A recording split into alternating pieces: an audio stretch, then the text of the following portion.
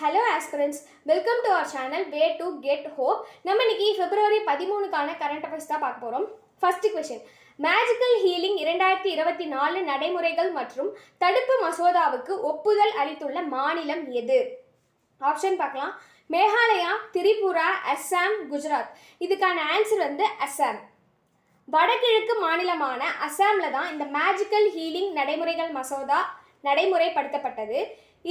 இந்த மசோதா எதை பற்றினா சிகிச்சை மற்றும் மந்திரை சிகிச்சை மூலமாக பிறவி நோய்களாக இருக்கக்கூடிய காது கேளாமை, ஊமை, குருட்டுத்தன்மை, உடல் குறைபாடு, மன இறுக்கம் போன்ற நோய்களை குணப்படுத்துவதாக சொல்லி ஏமாத்துறது. இவங்களை இந்த மாதிரி பண்ணுற சட்டவிரோத செயலை செய்கிறாங்க இல்லையா, அவங்கள தடுக்கிறதுக்காக தான் இந்த மசோதா தாக்கல் பண்ணியிருக்காங்க அஸ்ஸாமில். இந்த மாதிரி பண்ணுறவங்களுக்கு கண்டிப்பாக ஜெயில் தண்டனையும் ஃபைனும் போடுறதாக சொல்லியிருக்காங்க. தவறான சிகிச்சைகள் வழங்குவதன் மூலம் பாதிக்கப்படக்கூடியவர்களை சுரண்டும் தனி நபர்களுக்கு எதிராக கடுமையான தண்டனை மற்றும் நடவடிக்கைகளை அமல்படுத்த இந்த மசோதா முயல்கிறது. இது இத்தகைய சிகிச்சை அமர்வுகளை முற்றிலுமாக தடை செய்யும் மற்றும் சிகிச்சை என்ற பெயரில் ஏழை மற்றும் எளிய தாழ்த்தப்பட்ட மக்களை மிரட்டி பணம் பறிக்கும் குணப்படுத்துபவர்கள் டாக்டர்ஸ்க்கு எதிராக வலுவான தண்டனை நடவடிக்கை வழங்கும். Next question. பிரான்ஸை அடுத்து சமீபத்தில் எந்த நாடுகளில் யூபிஐ சேவைகள் ஆரம்பிக்கப்பட உள்ளன? ஆப்ஷன் பார்க்கலாம். Bangladesh, Pakistan, Myanmar, Bhutan, Ilangai, Mauritius, Afghanistan, China. இதற்கான ஆன்சர் இலங்கை, மொரிஷியஸ். ஸ்ரீலங்காலையும் மொரிஷியஸ்லையும் யூபிஐ யூனிஃபைட் பேமெண்ட் இன்டர்ஃபேஸ் சேவைகள் தொடங்கப்பட்டது. கடந்த வாரம் பிரான்ஸில் ஈஃபில் டவரில் தொடங்கப்பட்டது. இப்போது இலங்கையிலும் மொரிஷியஸ்லையும் இந்த யூபிஐ சர்வீஸ் தொடங்கப்பட்டிருக்கும். இலங்கை மற்றும் மொரிஷியஸில் யூபிஐ சேவைகள் தொடங்கப்பட்டதன் மூலமாக இரு நாடுகளுக்கும் செல்லும் இந்திய பிரஜைகளுக்கும் அங்கிருந்து இந்தியாவுக்கு வரும் சுற்றுலா பயணிகளுக்கும் டிஜிட்டல் கட்டணங்கள் கிடைக்கும். Next question. 9வது உலகளாவிய கொள்முதல் உச்சி மாநாடு எங்கு நடைபெற்றது? ஆப்ஷன் பார்க்கலாம். டெல்லி, கல்கத்தா, உத்தரப்பிரதேசம், மத்திய பிரதேசம். இதற்கான answer Delhi. National thermal power cooperation இன் புதுமையான ஒருங்கிணைந்த பகிர்வு சேவை மையமான யூனிஃபைட் ஷேர்டு சர்வீஸ் சென்டர் புதுடெல்லியில் நடந்த 9வது உலகளாவிய கொள்முதல் உச்சி மாநாட்டில் முதல் பரிசை பெற்றிருக்கு. உலக வங்கி, world bank, ministry of finance நிதி அமைச்சகம் மற்றும் மின்னணு மற்றும் தகவல் தொழில்நுட்ப அமைச்சகத்துடன் இணைந்து ஆல் இந்தியா மேனேஜ்மெண்ட் அசோசியேஷன் இந்த நிகழ்வுக்கான ஏற்பாடு செஞ்சிருக்கு. என்டிபிசியின் யூஎஸ்எஸ்சியின் யூனிஃபைட் ஷேர்டு சர்வீஸ் சென்டரின் மூலோபய முன்முயற்சியின் விளைவாக சீரான தன்மை, தர நிலைப்படுத்துதல் மற்றும் செயல்முறை எளிமைப்படுத்தப்பட்டது. நெக்ஸ்ட். ஸ்வஸ்தா திட்டத்தை அறிமுகப்படுத்திய நிறுவனம் எது? ஆப்ஷன் பார்க்கலாம். IIT Madras, IIT Kanpur, IIT Guwahati, IIT Chennai. இதற்கான answer IIT Guwahati. MeitY ministry of information and technology, ministry of electronics and information டெக்னாலஜியின் செயலாளரான எஸ் கிருஷ்ணன் அவர்கள் இந்த திட்டத்தை தொடங்கி வச்சிருக்காங்க. ஐஐடி கவுஹாத்தியில் நானோ தொழில்நுட்ப மையத்தில் அதிநவீன ISO 5 மற்றும் 6 சுத்தமான அறை வசதிகளையும் திறந்து வைத்திருக்காங்க. ஸ்வஸ்தா திட்டம் மேம்பட்ட நானோ எலக்ட்ரானிக் தெரனோஸ்டிக் சாதனங்களுடன் சுகாதார பாதுகாப்பில் புரட்சியை ஏற்படுத்தும் என்று நோக்கமாக கொண்டுள்ளது. இது புதுமை, அறிவியல் ஒத்துழைப்பு மற்றும் சுகாதார பாதுகாப்பில் தொழில்நுட்ப முன்னேற்றம் ஆகியவற்றில் கவனம் செலுத்துகிறது. MeitY ministry of electronics and information technology. Next. Sangeet Natak அகாடமியின் பிராந்திய மையமான தக்ஷின் பாரத் சமஸ்கிருத கேந்திரா தொடங்கப்பட்டுள்ள இடம்? ஆப்ஷன் பார்க்கலாம். கர்நாடகா, கேரளா, ஹைதராபாத், தமிழ்நாடு.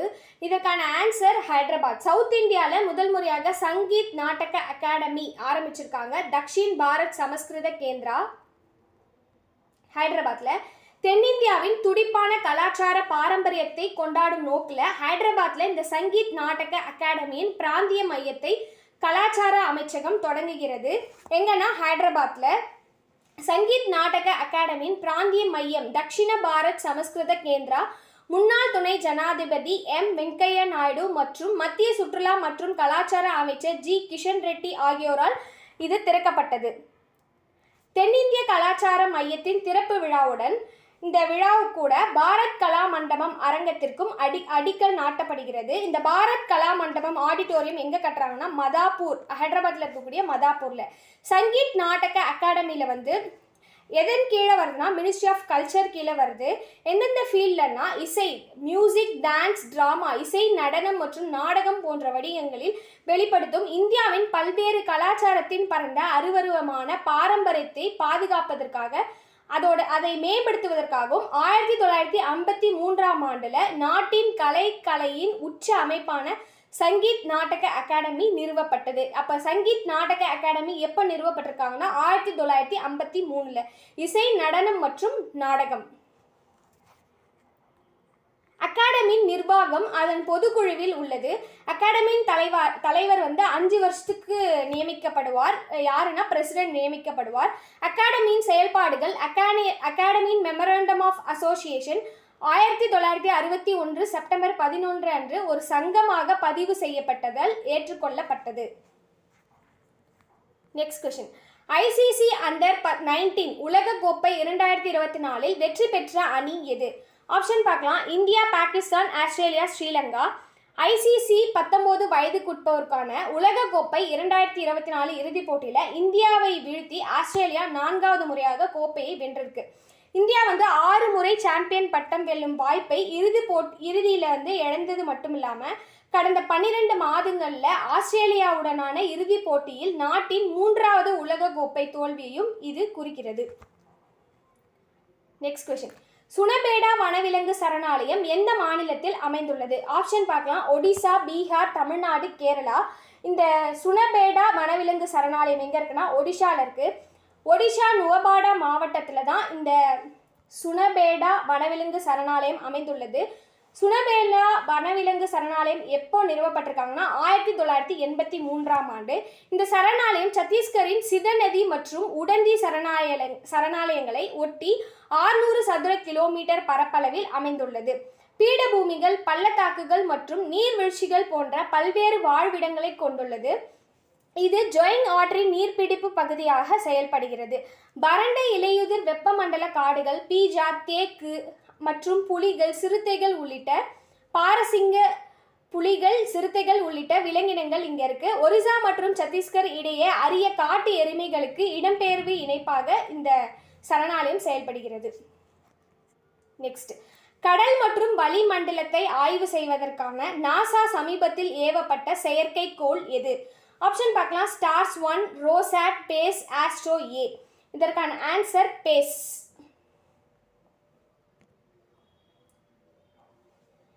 பேஸ் சேட்டிலைட் எதை பற்றி படிக்கிறதுனா ஓஷன் ஹெல்த், ஏர் குவாலிட்டி, காற்றோட குவாலிட்டி, கிளைமேட் சேஞ்ச் இதை பற்றி தான் இந்த சேட்டிலைட் படிக்குது. இதோட பிரைமரி வேலை என்னென்னா எர்த்து ஓஷனுக்கும் அட்மாஸ்பியருக்கும் உள்ள இன்ட்ராக்ஷனை பற்றி படிக்கிறது. இது என்னைக்கு லான்ச் பண்ண போகிறாங்கன்னா February 8, 2024 அன்னைக்கு. எந்த ராக்கெட் மூலமானா SpaceX Falcon 9 இந்த ராக்கெட் மூலமாக இதை அனுப்ப போகிறாங்க. வானிலை தாமதம் காரணமாக நாசா மற்றும் SpaceX ஆகியவை பிளாங்டன், ஏரோசெல், கிளவுட் மற்றும் ஓஷன் ஈகோசிஸ்டம் இதை பற்றி படிக்கிறது தான் இந்த பேஸ். இந்த சேட்டலைட் காலநிலை மாற்றத்தின் மத்தியில் கடல் வளிமண்டல ஓஷன் அட்மாஸ்பியர் இணைப்புகளை ஆராய்வது, நீர் மற்றும் காற்றில் நுண்ணிய வாழ்க்கையின் தாக்கத்தை புரிந்து கொள்வதை நோக்கமாக கொண்டுள்ளது இந்த பேஸ் சேட்டலைட். பேஸ்க்கான இது என்னன்னா பிளாங்டன், ஏரோசெல், கிளவுட் அண்ட் எக்கோசிஸ்டம் இதை பற்றி படிக்கிறதுக்காக தான் இந்த சேட்டலைட்டை அனுப்புகிறாங்க. இந்த சேட்டலைட்டோட சைஸ் பார்க்கலாம். வெயிட் வந்து 3748 பவுண்ட்ஸு, 5 ஃபீட் லாங்கு, அகலம் வந்து 5 feet, height 10 feet. Next question. சமீபத்தில் செய்திகளில் பார்த்த ஃபாஸ்ட் டெலஸ்கோப் எந்த நாட்டால் உருவாக்கப்பட்டது? ஆப்ஷன் பார்க்கலாம். ரஷ்யா, அமெரிக்கா, சீனா, இந்தியா. இதற்கான ஆன்சர் வந்து சீனா. சீனாவில் தான் இந்த ஃபாஸ்ட் டெலஸ்கோப் அப்படின்றத உருவாக்கப்பட்டிருக்காங்க. இந்த ஃபாஸ்ட் அப்படின்றதுக்கான அப்ரிவேஷன் என்னென்னா 500 அப்பர்ச்சர் ஸ்பெரிக்கல் டெலஸ்கோப். இது என்னென்னா 500 மீட்டர் துளைக்கோள ரேடியோ தொலைநோக்கி. இது சீனாவில் தான் உருவாக்கியிருக்காங்க. சீனாவில் இருக்கக்கூடிய குய்சோவில் உள்ள கர்னெஸ்ட் காற்றழுத்தத்தில் தான் இந்த தொலைநோக்கி அமைந்துள்ளது. ஆஸ்ட்ரோனமர் நான்ஜிங் யூனிவர்சிட்டி, சைனாவில் இருக்கக்கூடிய நான்ஜிங் யூனிவர்சிட்டி வானியலாளர்கள் என்ன பண்ணுறாங்கன்னா இது வந்து world's largest single dish radio telescope. உலகத்தில் மிகப்பெரிய ஒற்றை டிஷ் ரேடியோ இந்த ஃபாஸ்ட் டெலஸ்கோப் தான். இது எதை டிடெக்ட் பண்ணுதுன்னா ரேடியோ பல்சார் இன் சிடிபி 87 சூப்பர் நோவா ரெம்னன்ட். இந்த ஃபாஸ்ட் எங்கே இருக்குது? கியூசா கர்ஸ்ட் அப்படின்ற பிளேஸில் இருக்குது. இது எதுக்கு சமம்னா 30 ஃபுட்பால் ஃபீல்டுக்கு சமமான place. And aims to maintain its world class status for, இது இன்னும் 20லேருந்து 30 வருஷம் வரைக்கும் இருக்கும் அப்படின்னு சொல்லியிருக்காங்க. இதோட கோல் என்னென்னா ஹைட்ரஜன், யூனிவர்சலில் இருக்கக்கூடிய ஹைட்ரஜனை கண்டுபிடிக்கிறது. இயர்லி ஆரம்ப கால பிரபஞ்சம் எப்படி இருந்தது அதை மாற்றியமைதுக்கான இது. நெக்ஸ்ட்டு பல்சரை டிஸ்கவர் பண்ணுறது. Participating in gravitational wave detection, ஈர்ப்பு நிலை அதை டிடெக்ட் பண்ணுது. And contributing to search for வேறு ஏதாவது எக்ஸ்ட்ரா டெரஸ்ட்ரியல் இன்டெலிஜென்ஸ், வேறு ஏதாவது கிரகணம் இருக்கா அப்படின்னு பார்க்கறதுக்கான முயற்சியாக தான் இந்த ஃபாஸ்ட் டெலஸ்கோப்பை கண்டுபிடிச்சிருக்காங்க சைனா. இந்த வீடியோ பிடிச்சிருந்தால் லைக் பண்ணுங்கள், சப்ஸ்கிரைப் பண்ணுங்கள். தேங்க்யூ ஃபார் வாட்சிங்.